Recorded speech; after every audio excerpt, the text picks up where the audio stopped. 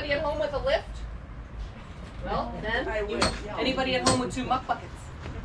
Yep. You just put your carriage up on muck buckets. You're able to spin those wheels, get it off the ground, and take a look at everything. When you wash your carriage, it's always a good time to look at everything. Believe it or not, I had a spoke on a carriage that had the whole weld just let go, and luckily I was cleaning that carriage for the next horse show. So those moments in time when it was meant to be that I checked that wheel, before competing with it. So my brother's going to go over with you, changing the bearings and caring for the inside of these wheels. And as we have questions and answers, I will try to add them to our question and answer board. So enjoy, Grant Geary. Yeah. Hi and welcome. So I'm going to cover just the very basics of taking a wheel off, taking a look at the bearings and the hub inside, repacking grease into that bearing, and then a reassembly. So all carriage hubs are basically the same. There's a few differences in access to the hub. There are some differences in hub sizes and wheel bearing sizes, but excuse me, the things I'll cover here today basically apply to any of the more modern carriages. Obviously the old ones, I don't know if you've ever taken a wheel off the old ones, but those have leather, just leather coils on the axle, so we won't be messing with those today. But your modern competition carriages or your driving carriages have automotive style wheel bearings in them. And think about what you guys do with this, or with these carriages. You're going through trails, you're going through a lot of mud sometimes, and sometimes they get submerged, right? So the chance for contaminants and water, mud, and sand to get inside these hubs is pretty high.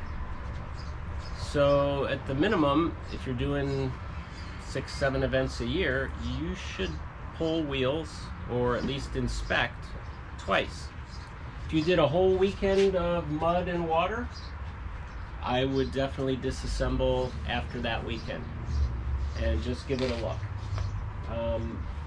So you've got moving components here that if abrasives get in there, think about what happens. You have corrosion, you have galling, you have the potential for, the worst case scenario, break an axle or have a wheel come off, which is catastrophic here. So, with that said, what I'll do is I'll go through just a very basic wheel disassembly and removing it from the hub, okay? So, like I said, all of these have hubs which need to be removed in order to access the axle nut. So this one actually spins off, and I had pre-loosened it, but in the toolkit for these, at least this buggy, there is a hub wrench.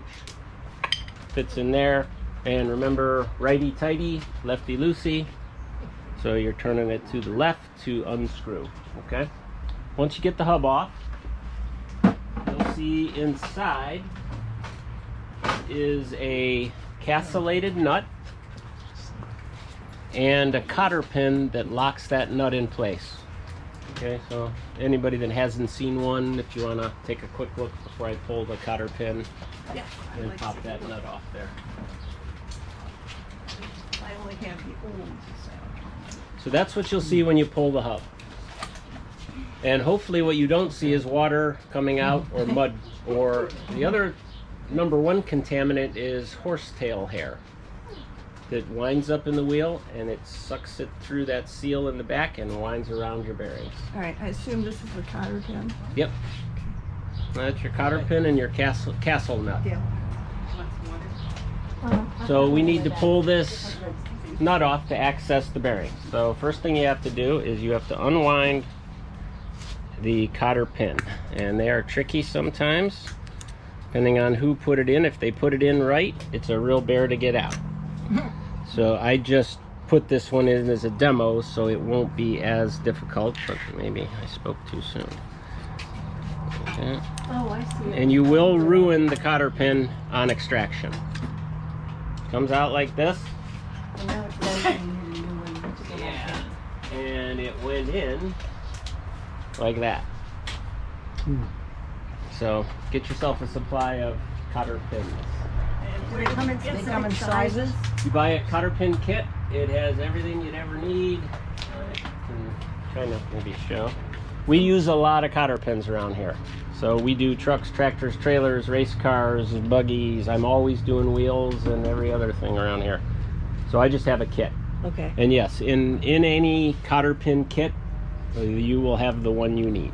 How do you know what size? Just what fits in the hole? I'll show you here when we do the reassembly.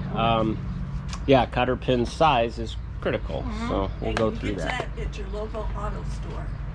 Yeah, you can get these at O'Reilly's, Napa. I will say something I said at the end last time, but I'll say it now. So cheap is really expensive, right? If you're buying crap hardware, it will cost you. If you're buying wheel bearings from who knows where, they will fail. Don't buy bicycle wheel bearings. Buy Timken, SKF, FAG. Those are the wheel bearing manufacturers. Timken's right here in Canton. SKF and FAG are German. Buy good stuff. If you're gonna do the job, put good stuff back on it. Resist the temptation to buy crap, because it will cost you a lot. So anyways, we've got this ready to come off, and we've got the cotter pin out, and now we've got to take the castle nut off. So these castle nuts are kind of deep inside the hub. So what I did is I just took a socket and I ground the edge to make it fit. This one would have fit without grinding, but some of them are very thin. So you may have to grind some sockets to get in there to get this castle nut off. Okay? So righty-tighty, lefty-loosey. These should not be tight. In fact, some of them may be finger tight. You're gonna undo this castle nut. You're going to not let your wheel fall off into the dirt.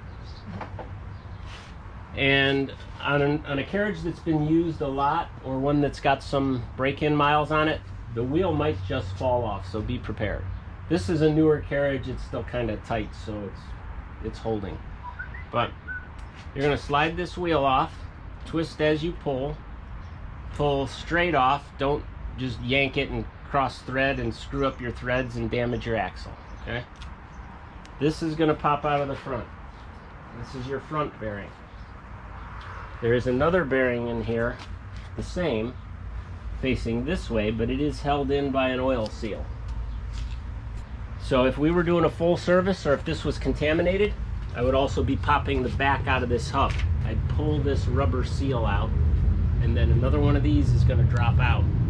But I'm going to have to replace this seal.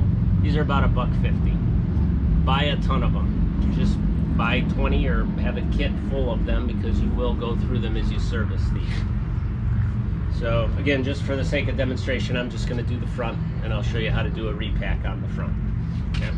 And I'll also pass around a new bearing.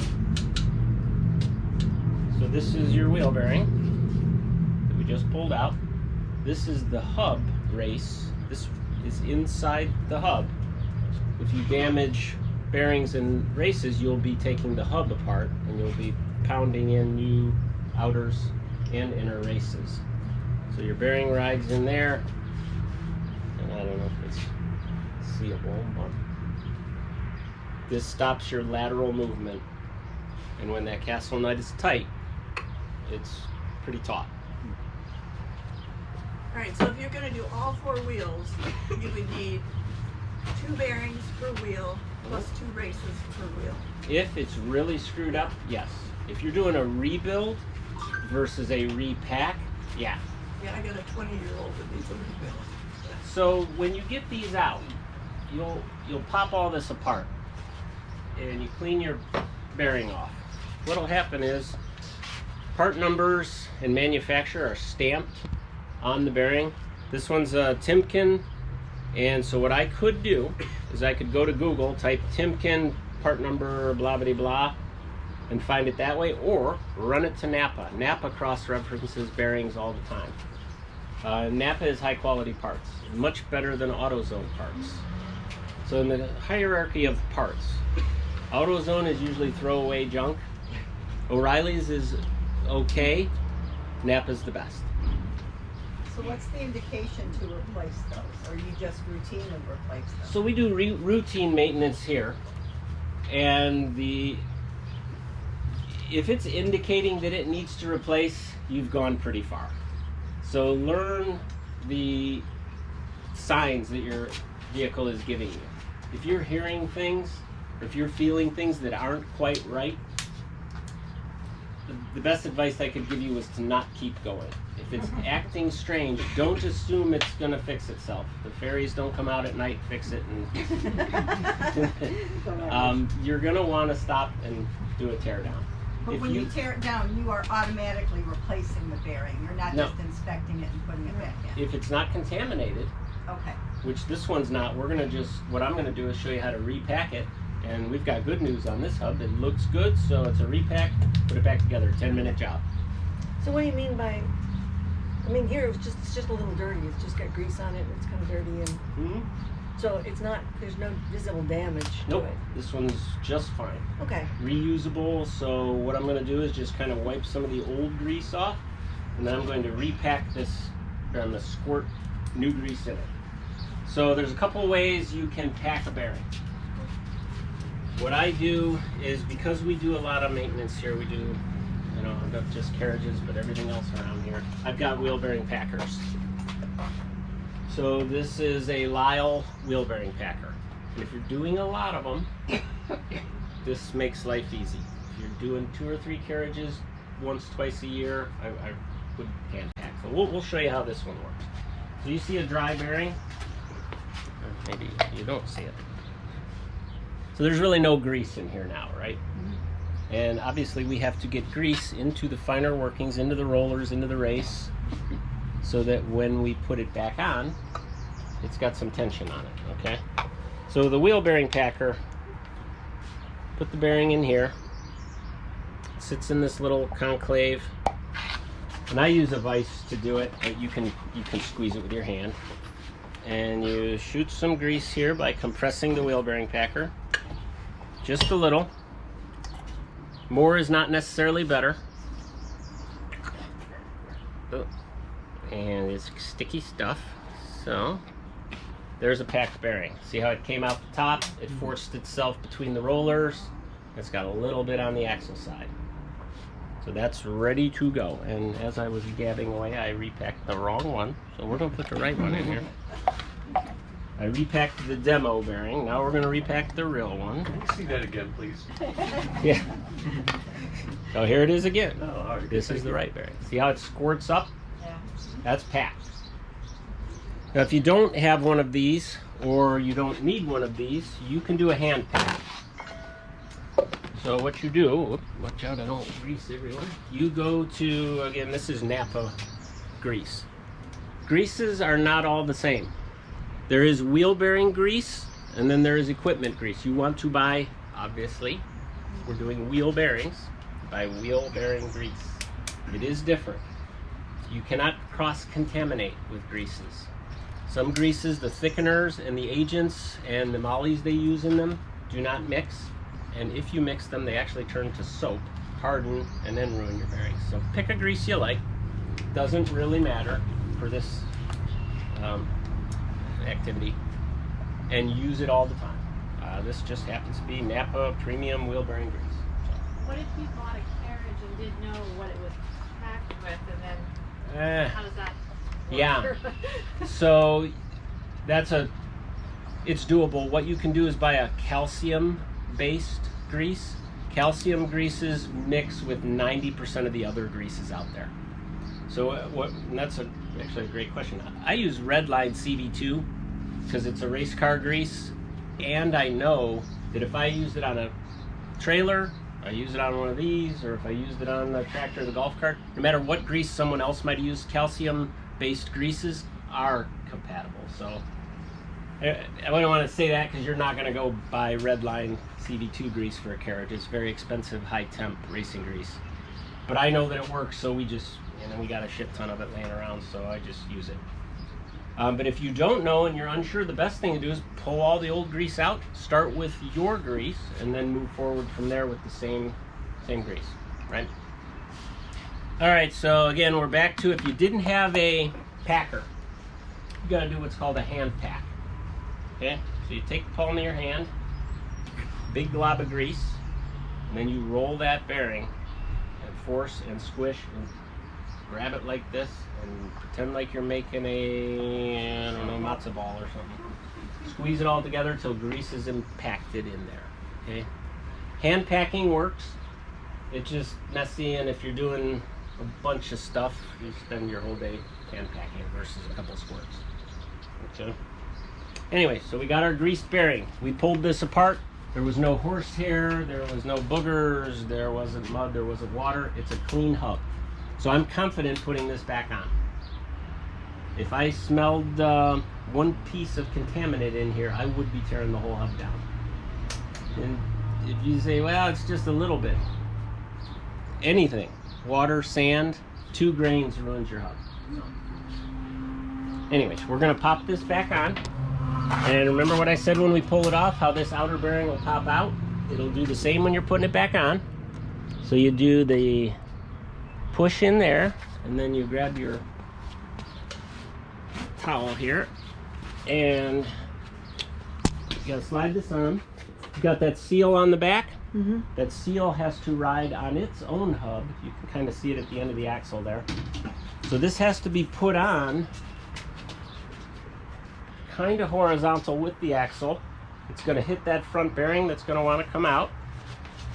I use 2 hands and force it on like so, and then give it a one final whack, lift, and now it's pretty loosey-goosey. So if someone could hold this while I get the, there you go. So you got your hub and wheel back on the axle, and do the reverse of the disassembly. So we're righty-tighty on this castle nut. Put this on, being careful not to cross thread or screw up the threads. If it doesn't go by hand, stop. This should be finger tight. You should be able to move this without a ratchet, without a wrench. And you get it to the point where as tight as you can with your hand. And then to set the bearing preload, what we do is we find our ratchet and our homemade socket, and we spin the wheel, and we gradually tighten, and I'm talking just gentle tight. I know this to be good bearings, but if it were older bearings, I would check the lateral on it, make sure you don't hear it or any wobble. So that is now tight. And the preload is set. It should never bind. And I'm talking just like not super tight, maybe 20 foot-pounds, which is not a lot of effort in the least. 2 fingers. So you've got that tight, and remember the cotter pin and your castle nut. So now we have to find a way to get that cotter pin through the castle nut and align it with the hole in the axle. So inevitably, they never line up to just where you stop tightening. So you'll have to back off the castle nut a little bit till the castle lines up with the hole. Can you see the hole from the angle where you're Yeah, standing? if you want to, yeah, you can see if anybody wants to do a walk-by before I finish this. You can see everything in here. Have a look-see.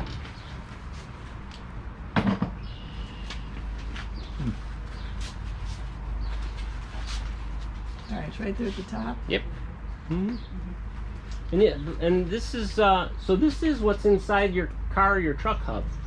Whatever you drove here today is the same. I have a question. So do you not ever grease your bearings using the zerks that are on there? Ah, so when we get it all back together, we're going to talk about zerks Okay. and what I personally do with zerks. All right, so we've got our castle nut aligned. We've got our, But I'm sorry, what are you lining here? so there's a hole in the axle.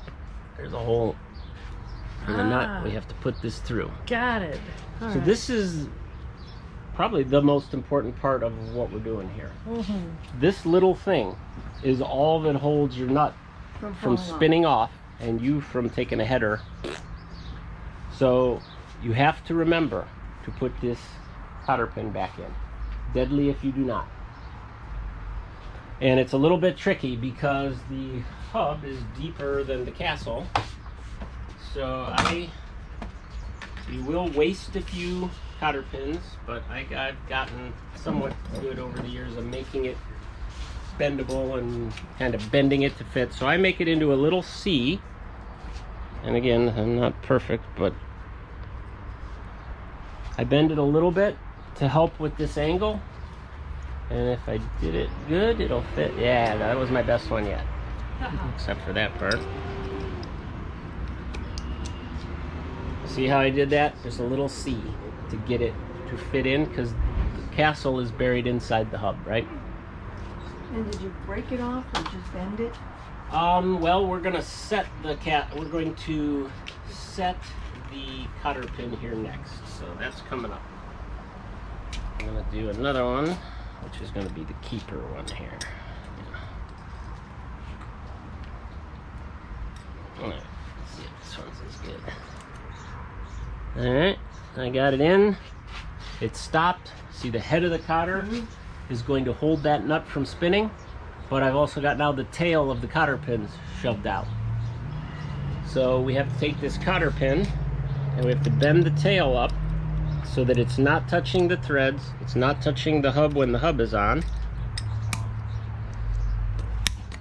And then what I do is I hammer it with a hammer, but I'm using my pliers so that I can smash my finger. Bend one tab up, that locks that castle. Get your 400th towel. And then I just cut the other tail off, making sure that that isn't in your hub when you cut it off. It has to not be in there. That's a contaminant, right?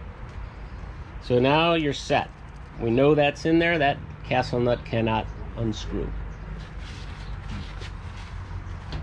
So now, you take the hubcap, just like any car, and if you look closely at your car or truck when the wheels are off, you'll see something like this. Righty-tighty, lefty-loosey. I just start these like so, and these I do finger tight, and then it'll take it away from my fingers. There you go. And there's an O-ring on the back of these hubs, these caps. So we don't want to compress that O-ring too much or it flattens it and lets crap in, right? So again, 10 to 20 foot-pounds, which is 3 fingers tight. And you take your hub wrench, which every, I guess, kit should have, or this one I made. So this was a homemade jobby, but this is, I guess, the one that came with it. This was they fit into the hub. These 2 little prongs fit into 2 holes on your hub and tighten it up. Yeah, so this I literally just took a piece of flat iron, bent it in my vise. I tapped 2 little holes and tagged with the spot weld. And then my buddy Todd machined these to fit. So, we have that. I'm going to show you a technique if you're stuck somewhere and your hub wrench is lost because don't remember where you put it, or you have to get a hub off.